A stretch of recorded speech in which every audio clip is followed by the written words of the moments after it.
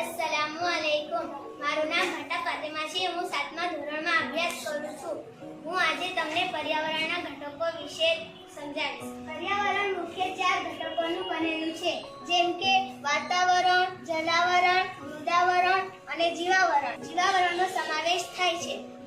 તો હવે આપણે તેના વિશે સમજીએ। તો છે તે તમને માહિતી આપું છું।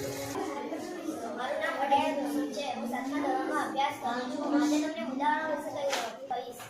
મૃદાવરણ પૃથ્વીના ઉપરના ઘન પોપડાને મૃદાવરણ કહે છે। આ પોપડો ખડા ખનિજો અને માટીથી બનેલો છે। મૃદાવરણની બહુવિધ ઉપયોગિતા છે કે સજીવ સૃષ્ટિ માટે રહેઠાણ, ખેતી માટે જમીન તથા ઉદ્યોગો માટે કાચો માલ પૂરો પાડે છે।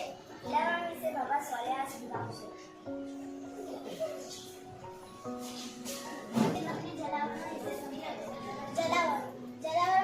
પૃથ્વી સપાટીનો નીચાણવાળો ભાગ પાણીથી ઘેરાયેલો હોય છે, જે જલાવરણ તરીકે ઓળખાય છે। પાણીના વિભિન્ન સ્ત્રોત જેવા કે મહાસાગરો, સાગરો, સરોવરો, નદીઓથી બનેલો છે।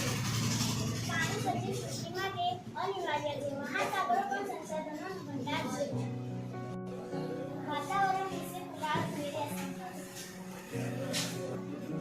વાતાવરણ પૃથ્વીની ચારે બાજુએ વિખરાઈને હવાના આવરણને વાતાવરણ કહે છે। વાતાવરણ વિવિધ વાયુઓ, ધૂળના રજકણો, ક્ષારકણો વગેરેનું બનેલું છે।